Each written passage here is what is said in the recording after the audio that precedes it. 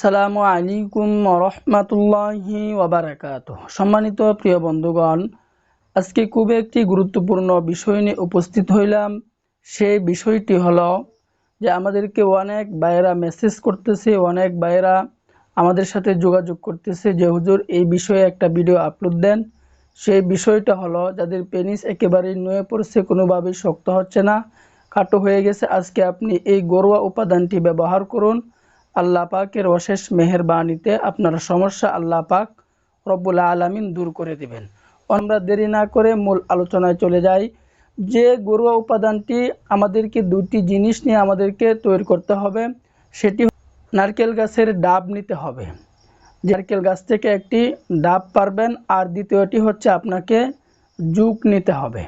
তো এই ডাব এবং জুক নিয়ে আপনি কিভাবে এই ঘরোয়া উপাদানটি তৈরি করবেন এর বিস্তারিত বলে দিচ্ছি ইনশাল্লাহ। তো আমরা একটি জুক পুষ্করণী থেকে অথবা খালবিল থেকে আমরা একটা জুক সংগ্রহ করব। সংগ্রহ করার পর আমরা গাছ থেকে একটি ডাব পারব, নারকেল পারব, কষি একটি নারকেল পারব। পারার পর ওই ডাবের অর্থাৎ ওই নারিকেলের উপরের মাথা আমরা ছিদ্র করব। ছিদ্র করার পর ওই জুকটা আমরা ডাবের ভিতরে দিয়ে দিব। দেওয়ার পর একদিন পর্যন্ত আমরা ওই নারিকেলের ভিতরে বা ডাবের ভিতরে ওই জুকটা রাখব।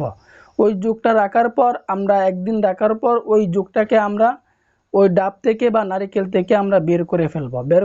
বের করে ফেলার পর আমরা একটা কড়াই নিব, একটা কড়াই বা একটা পাতিল নিব। নেওয়ার পর আমরা আগুন ধরিয়ে দিব।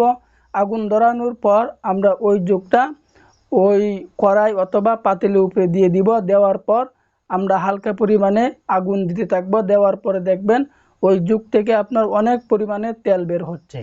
তো অনেক পরিমাণে যখন তেল বের হবে, ওই জুকটা যখন একেবারেই শুকিয়ে যাবে, শুকানোর পর ওই জুকটাকে আপনি ফেলে দিবেন।